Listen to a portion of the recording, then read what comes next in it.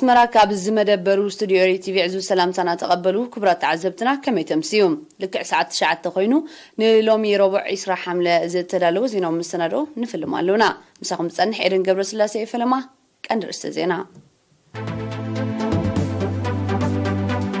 لوم بسجرو مرمراتا شو بشي زيقاتات بكورونا فيروس مكافو مكراغت انكلو شو تشتفانيو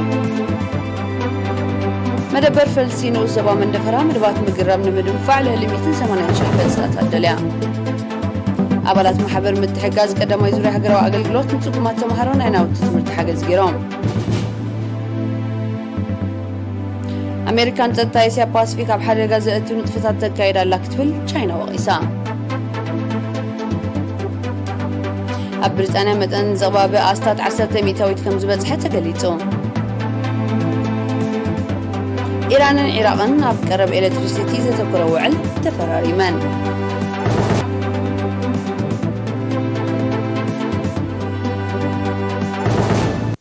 زرزرات زينا حبريتا كاب منيستر عنا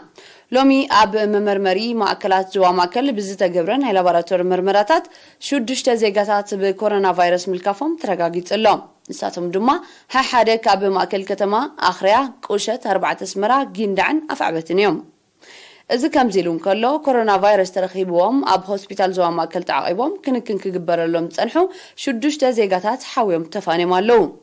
بزو مسارت تغلال لاقوطري بكورونا فيروس دتلخفو زيغاتات كساب لومي 9,899 بتصيح له 9,731 كابزيوم حاويهم زتفانو 103 بموز تفليو 64 دما جنا اب هوسبيتال تعقيبهم كن زغبر لهم زلو يوم منيستر عنا عيسرا حمله كل تشحن اسران كلتان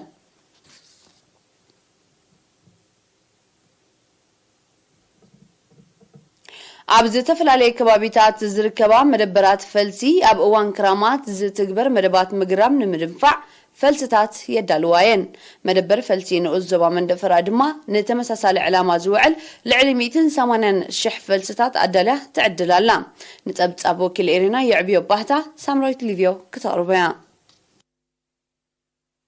مدبر فلسي نؤزبا من دفر أبز كرامات زتكبر مدبات مقرام نمعوات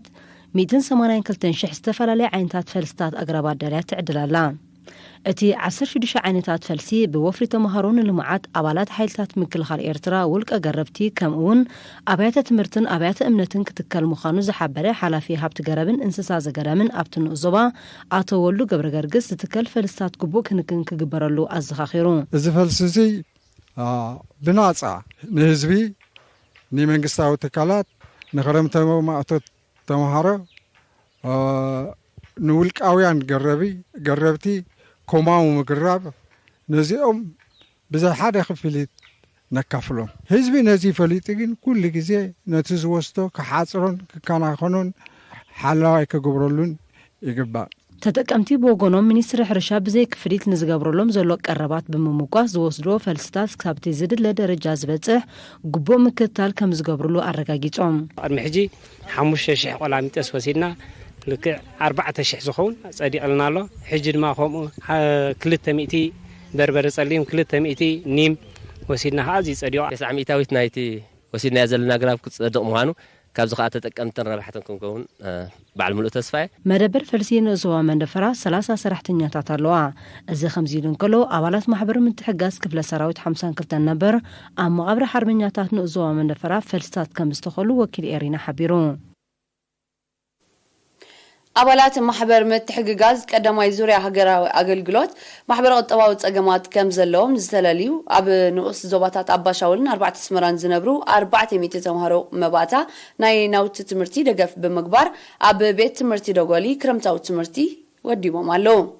أبتي نخلت أوارح زقصل تمرتي قانق أنجليزن قطرن نتم قلعو بتقلالا 1500 تراوستي كمون رصاص مدمسسن متربن كم تعدله أبوهم برت محبر أتو جمال صالح قليتهم أبتي زوهاب زلو توسخ تمرتي كاب تاشعين ب10 كفلي ببلجا زحلف تمهارو كم ممهران يقلقلو كم زلو كفلت تخايل الله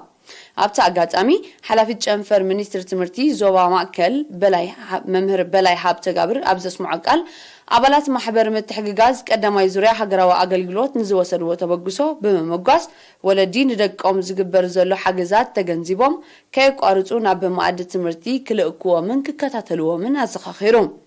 ኣማሓዳሪት ንኡስ ዞባ ኣባሻውል ወይዘሮ ሳራ ተስፋ ሚካኤል ብግድኣ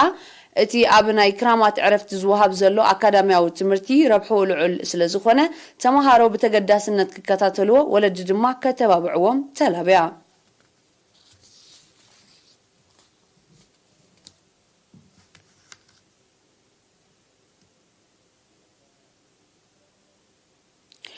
ኣብ ዞባ ማእከል ንተሳተፍቲ ወፍሪ ተማሃሮ ንልምዓት ኣብ ድሕነት ትራፊክ ዘተኮረ ስልጠና ተዋሂቦ ንጸብጻብ ወኪል ኤሪና ዮናታን ዕብዮ ልድያ ተክረማርያም ከተቅርበያ ኣብ ዞባ ማእከል ብምውሃድ ማሕበር ድሕነት ትራፊክ ጽርግያ ኤርትራን ፖሊስ ትራፊክን ዝተወደበ ኣብ ድሕነት ትራፊክን ሕግታቱን ዘተኮረ ብግብሪ ዝተሰነየ ስልጠና 68 ደቂ ኣንስትዮ ዝርከብኦም 120 ተሳተፍቲ ወፍሪ ተማሃሮ ንልምዓት ተዋሂቦም እቲ ስልጠና ነቶም ናይ ካልኣይ ደረጃ ተማሃሮ ኣብ ርእስትን ሓደ ወርሒ ኣብ ጎደናታት ተመዲቦም ኣብ ምኽባር ሕግታት ትራፊክ ዘሰላስልዎ ንጥፈታት ኣብ ቀጻሊ ጉዕዞ ህይወቶም ዝሕግዞም መባእታዊ ኣፍልጦ ሕግታት ትራፊክ ዘቕስም ምዃኑ ኣዛዚ ፖሊስ ትራፊክ ዞባ ማእከል ሜጀር ሃይለ በራኺ ሓቢሮም እቶም ተማሃሮ ምስ ምድባት ኣባላት ፖሊስ ትራፊክ ክሰርሑ ምዃኖም ጠቒሱ ድማ መራሕቲ ተሽከርከርትን ኣጋርን ብሕጊ ትራፊክ ተማእዚዞም ክንቀሳቐሱን ግቡእ ምትሕብባር ክገብሩሎምን ተላብዮም ናይ ብሓቂ እዞም ተማሃሮ ኣብ ሓደ ሰሙን እዚ ኣርኦሞ ዘለዉ ብቕዓት ናይ ብሓቂ ዝሕጉስ እዩ እጂ ንሕና ንብሎም ምናልባት እዞም ተማሃሮ ወፊሮም ኣለዉ ክወፍሩ ከለዉ ከዓ ንድሕነት ህዝብና ምዃኑ ተረዲኡ ነፍሲ ወከፍ ህዝቢ ካብ ህዝቢ መራሕቲ መኪና ይኹን ኣጋር ይኹን ሰብ ሽግለታ ይኹን እዞም ተማሃሮ እዚኦም ከተባብዕን ከተሓጋገዞምን ከም ዘለዎ ይኽላበ ዝደሊ ኣቦ መንበር ማሕበር ድሕነት ትራፊክ ጽርግያ ኤርትራ አቶ ስቲፋኖስ ሃብተማርያም ብግዲኡ ተሳተፍቲ ወፍሪ ተማሃሮ ንልምዓት ካብ 2008 ጀሚሮም ኣብ ድሕነት ትራፊክ ክሳተፉ ምጽንሖም ብምጥቃስ ዘሰላስልዎ ዕማም ኣብ ምብራኽ ንቕሓት ሕብረተሰብ ብቐሊል ዘይጥመት ኣበርክቶ ከም ዘለዎ ኣብሪሆም ዕውድ ዝኾነ ስራሓት እንዳሰርሖም ጸኒሖም ክሳብ ሕጂ እውን ብተመሳሳሊ ዝኣክል ትምህርቲ ፖሊስ ትራፊክ ተዋሂቦም ስለ ዘሎ ኣብ ባይታ ወፂኦም ከኣኒ ክጥቀሙሉን ከገልግሉሉን እዮም ማለት እዩ አቶ ስቲፋኖስ አሲዒቡ ሎማ ዓመት ንተጠቀምቲ ጽርግያ መጎሳጎስ ጽሑፋትን ተለጣፊ አንጸባራቅን ክዕደል ምዃኑ አፍሊጦ ካብቲ ንቡር ወጻኢ ብዙሕ ግዜ ሓደጋታት የስዕብ ስለ ዘሎ ነዚታት ዝያዳ ክነጥፈሉ ምእንቲ ተባሂሉ ብሮሸራት ተዳልዩሎ እዚታት ኣብቲ ጽርግያታት ክዕደል እዩ ብሮሸራት ማለት ጽሑፋት ኣሎ በረርቲ ጽሑፋት ኣሎ ንሱ መጠንቀቕን መሃርን ዝኾነ ጽሑፋት ዘሎ ስለ ዝኾነ እሱ ወሃቢው እንተ ተኻኢሉ ዕድል እንተ ተረኺቡ ድማኒ ብዙሓት ምሽክለታታት ሪፍሌክተር ዘይብለን አንጸባራቕ ዘይብለን ስለ ዘለዋ እዚ እውን ብዝተኻእለ መጠን ብኸምኡ መጠን ክልጠፈለን ገለታት ክወሃብ ኢልና መደብ ሰሪዕና ኣለና ማለት እዩ ሰልጠንቲ ኣብ ዝሃብዎ ርእይቶ ድሕነት ትራፊክ ማለት ድሕነት ህይወትን ንብረትን ስለ ዝኾነ ኣብ ዝተዋፈሩሉ ቦታ ብትግሃት ክሰርሑ ምዃኖም ኣረጋጊጾም ኣብዚ ናይ ቃስታት ሰሙን ወሰድናዮ ስልጠና ድማ ምልክታት ትራፊክ ዝተፈላለዩ ዓይነት መገድታት ኣተሓላልፋ ኣብ መስቀላዊ መገዲ ከምኡውን ዝተፈላለዩ ናይ ሓበሬታት ኣቤላታት ትርጉሞምን ተማሂርና ማለት እዩ ንሕና ከም ህዝቢ መጠን ንገብሮም ነበርና ጌጋታት ኣብ ድሕነት ትራፊክ ድማኒ ንኽንእርሞምን ነቲ ህዝብና ድማ ንኽንእርም ንዑ ከዓ ብኸመይ መገዲ ክነመሓላልፎ ኣለና ድማ ተማሂርና ማለት እዩ ኣብ ዞባ ማእከል ወፍሪ ተማሃሮ ንልምዓት ብ12 ሓምለ ከም ዝጀመረ ይፍለጥ ኣብዚ ክሳብ 20 ሓሰ ዝቕጽል ወፍሪ ልዕሊ 7,000 ተማሃሮ ከምኡውን 237 ኣለይቲ መምህራንን ሰሞያ ሕርሻን ኣብ 49 ነቁጣታት ተዋፊሮም 98 ሚእታዊት ኣብ ምዕቃብ ማይን ሓመድን 2 ሚእታዊት ድማ ኣብ ድሕነት ትራፊክን ምጽፋፍ ሰነዳትን ይነጥፉ ከም ዘለው ካብ ቤት ጽሕፈት ወፍሪ ተማሃሮ ንልምዓት ዝተረኽበ ሓበሬታ የነጽር ኣብ ንኡስ ዞባ ናቕፋ መምሕዳር ከባቢ ባቕላ ትርከብ መደበር ጥዕና ኣብ ምብራኽ ጥዕናዊ ንቕሓት ሕብረተሰብ ብሓፈሻ ክንክን ኣደን ህፃንን ድማ ብፍላይ ውፅኢታዊ ዕማም ተሰላሰላላ ሓላፊታ መደበር ጥዕና ነርስ ሓመድ መሐመድ ሰዒድ ነሪና ኣብ ዝሃቦ ሓበሬታ ኣብታ መደበር መፍዋስ ተመሓላለፍትን ዘይተመሓላለፍትን ሕማማት ክንክን ቅድምን ድሕርን ሕርሲ ክታበት ኣደን ህፃንን ኣገልግሎታት ሕርስን ወለንታዊ ምኽርን ከምኡውን መርመራ ደምን ከባቢያዊ ፅሬትን ዘጠቃልል ኣገልግሎታት ከም ዝወሃብ ገሊጹ ብዘካየድዎ ጎስጓሳት ኣስተምህሮታትን ንቕሓትን ግንዛብን ነበርቲ ኣብ ዘመናዊ ሕክምና ብምብራኹ ቁፅሪ ተገልገልቲ ብኡ መጠን ይዛይድ ከም ዘሎ ድማ ኣረዲኡ ኣብ ዝሓለፈ 5 ኣዋርሕ ኣብታ መደበር ጥዕና ክትትል ቅድሚ ሕርሲ ካብ ዝገበራ ልዕሊ 200 ነፍሰ ጡራት እተን ኣስታት 75 ኣብታ መደበር ጥዕና ከም ተገላገላ ዝሓበረ ነርስ ሓመድ ክትትል ቅድሚ ሕርሲ ዝገብራ ነፍሰ ጡራት ኣብ ፈለማ ብስሩዕ ይከታተላ እኳ እንተኾና ኣብ እዋን ሕርሲ ግና እቲ ቁፅሪ ስለ ዝንኪ ንምምሕያሹ ውህደት ናይ ኩሎም ኣካላት ወሳነ ምዃኑ ኣገንዚቡ መደበር ጥዕና ባቕላ ንምምሕዳራት ከባቢ ማሬትን ባቕላን ከምኡውን ንነበርቲ ዓድታት ጣሕራን ራባዕን ናይ ንኡስ ዞባታት ሰልዓን ኣደውሓን ኣገልግሎት ትህብ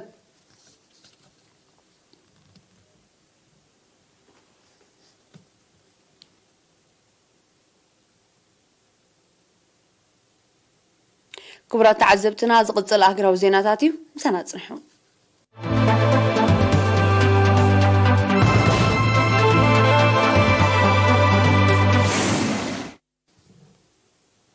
ኣብ ዜናታት ወፃኢ ኣሜሪካ ንፀጥታ ኤስያ ፓሲፊክ ኣብ ሓደጋ ዘእቱ ንጥፈታት ትቕፅሎ ከም ዘላ ቻይና ሎሚ 20 ሓምለ ወቂሳ ቻይና ነዚ ዝሓበረት ንወተሃደራዊ ልምምድ ዝዓለመት ምዃና ዝተገልጸት ዓርሞሽሽ መርከብ ውጊ ኣሜሪካ ኣብዚ ሳልስት እዚ ብማያት ደሴት ታይዋን ድሕሪ ምሕላፋ እዩ ነቲ ስጉምቲ ተኹታኺ ክብል ዝገለጸ ሚኒስትሪ ምክልኻል ቻይና ሃገሩ ብስቕታ ከም ዘይተሓልፎ ኣጠንቂቕሎ ኣሜሪካ ናብ ማያት ኤስያ ፓሲፊክ መራኸብ ውግእ ክትልእኽ ናይ ፈለማ ከም ዘይኮነ ዝጠቐሱ ጸብጸባት እቲ ወተሃደራዊ ንጥፈታት ንጸጥታ ናይቲ ዞባ ብኣሉታ ይጸልዎ ከም ዘሎ የረድኡ ዘይካዚ እቲ ስጉምቲ ኣብ መንጎ ቻይናን ኣሜሪካን ተፈጢሩ ንዘሎ ዲፕሎማስያዊ ዘይምቅራው መሊሱ የኽርሮ ምህላው እቶም ጸብጸባት ብተወሳኺ የረድኡ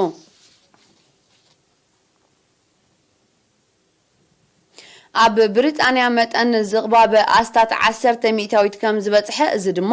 ኣብ ውሽጢ ዝሓለፈ 40 ዓመታት ኣብቲ ሃገር እቲ ዝለዓለ ምዃኑ ጸብጸባት ሓቢሮም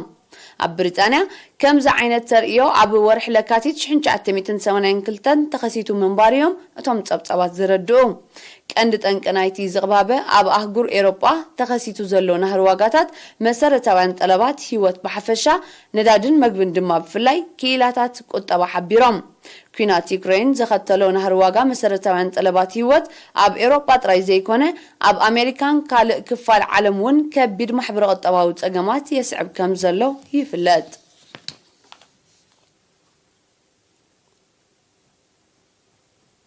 ሶርያ ምስ ዩክሬን ዝጸንሓ ዲፕሎማስያዊ ዝምድና ከም ዝበተኸት ሎሚ 20 ሓምለ ብወግዒ ኣፍሊጣ መንግስቲ ዩክሬን ኣብ ዝሓለፈ ወርሒ ሰነ ተመሳሳሊ ስጉምቲ ከም ዝወሰደ ዝፍለጥ ኮይኑ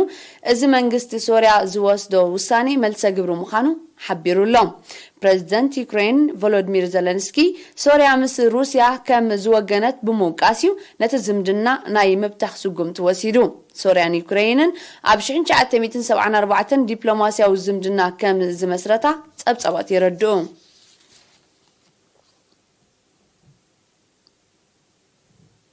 ኢራንን ኢራቅን ንነዊሕ እዋን ዝጸንሐ ስትራቴጂካዊ ውዕል ቀረብ ኤሌክትሪሲቲ ከም እተፈራረማ ሚኒስትሪ ጸዓት ኢራን ኣፍሊጡ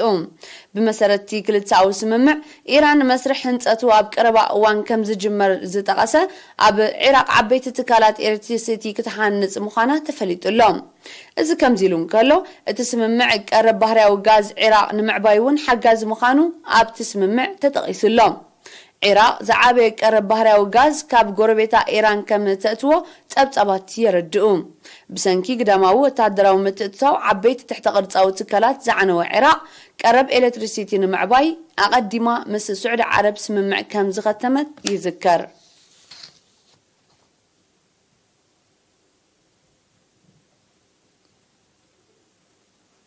መራሕቲ ኢራን ሩስያን ቱርክን ትማል 19 ሓምለ ኣብ ከተማ ጣህራን ብምርኻብ ኣብ ጉዳይ ሰደድ እኽሊ ዩክሬን ብጸሊም ባሕሪ ከምኡውን ጸጥታዊ ኩነታት ሶርያን ወተሃደራዊ ወፍሪ ቱርክን ከም ዝተዘራረቡ ተቃሊሑ ድሕሪ ትርክብ ፕሬዝደንት ኢራን ኢብራሂም ራኢሲ ኣብ ዝሃቦ መግለጺ ምድልዳል ዝምድና ሃገሩ ምስ ሩስያ ልዑል ኣገዳስነት ከም ዘለዎ ብምሕባር ኩናት ዩክሬን አውሪድዎ ብዘሎ ፀጥታዊ ማሕበራውን ቁጠባውን ሳዕቤናት ቀንዲ ተሓተቲ ሃገራት ምዕራብ ምዃንን ገሊጹ ፕሬዚደንት ቭላድሚር ፑቲን ብወገኑ ኣብ ወሰናትን ጸሊም ባሕሪ ብዝርከብ ወደባት ዝግበር ሰደዳ ኣካል ዩክሬን ክበጋገስ ኣተኩሮ ዝተዋህቦ ምንባሩ ብምሕባር እወታዊ ውፅኢት ዘለዎ ርክብ ከም እተኻየደ ኣረዲኡ ፕሬዚደንት ፑቲን ወሲኹ ኩናት ዩክሬን ብሰላማዊ ዲፕሎማስያዊ ዘተ ክፍታሕ ቱርኪ ንዝወሰደቶ ተበግሶ ብምምጓስ ኣብ ልዕሊ ሰደድ እኽሊ ሩስያ ጸኒዑ ዘሎ እገዳን ክርደናን ምስ ዘብቅዕ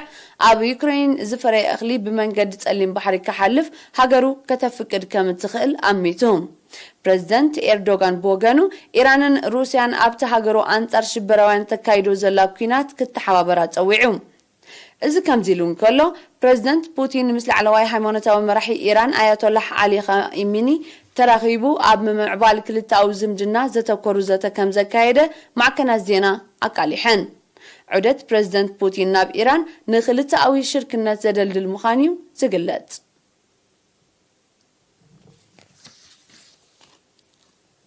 መንግስቲ ኣውስትራልያ ተኸሲቱ ዘሎ ሓድሽ ነህሪ መልከፍቲ ኮቪድ-19 ኣብ ትሕቲ ቁፅፅር ንምውዓል ዜጋታት ብዝተኻእለ መጠን ኣብ ኣባይቶም ኮይኖም ክሰርሑን መሸፈኒ ኣፍን ኣፍንጫን ማስክ ከዘውትሩን ፀዊዑ እቲ ነህሪ መልከፍቲ ጅር ኦሚክሮን ዘስዓቦ ምዃኑ መንግስቲ ኣውስትራልያ ገሊጹ ዘሎ بمسارة ጸብጸባት ጥዕና ኣብ ዝሓለፈ 24 ሰዓታት ኣብታ ሃገር ልዕሊ 50,000 ሓድሽ መልከፍቲ ከም ተመዝገበ እዚ ድማ ኣብ ዝሓለፈ ክልተ ኣዋርሕ እቲ ዝለዓለ እዩ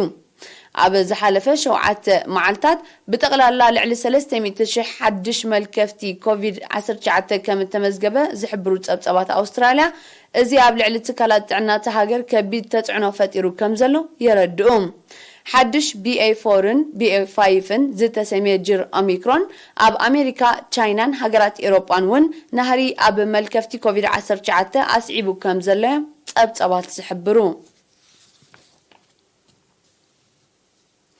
أب إكوادور أب بيت مأسرتي بزت فترة النعبي بوحدو 10 تخلت سبات كم تقتلوا سبمت تهاجر حبيرهم بتي ب19 حملة أب كبابي رئيس كتما كويتو أب زركب بيت مأسرتي زتولعن عبي هيوتهم زسانو بزسكحكح أجباب كم زتقتلوا زتقاسوتهم سب مزي تنعبي أب مانجو أبلات زتفل على جوجلتات جبنانياتات بزتولع جتشت كم التبجسة حبيرام منجستي إكوادور بالعلمات أن نهيرو نزلوا جتشت أب مسججار زي حجاوع أفارس تتوافر جوجل جبنانياتات نمكو تتصار كاب زحلف ورح ميازيا هوتوصنا إيوان حدقات دنجاجة بمؤواج حيل تتستا أدلاي سجومتي كواسدو تزاز من محللافو يذكر انت خونجن أب زحلف جنبت أبز بيت مأسرتي بزتولعه تمساسا لجتشت لعلي 4 سبات كم اتقتلوا نايشوعت أبسبات يحبرون أبز حلف عامت أب تهاجر أب أبيات مأسرتي بزتولع جتشت بوحدو 310 شدوشان سبات كم تقتلوا أبسبات ينتصرون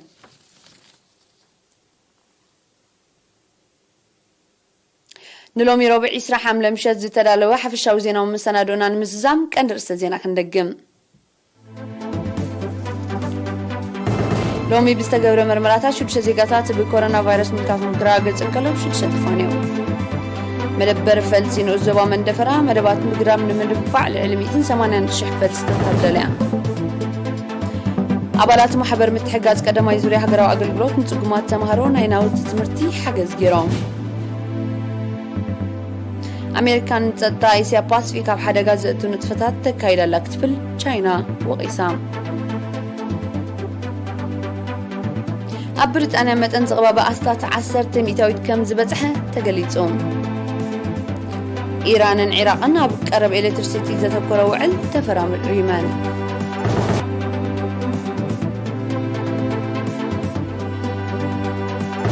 حفشاو زينا ومستنادونا أبستزازي ملو نسلمك التالكم نمسكن بركم شكرا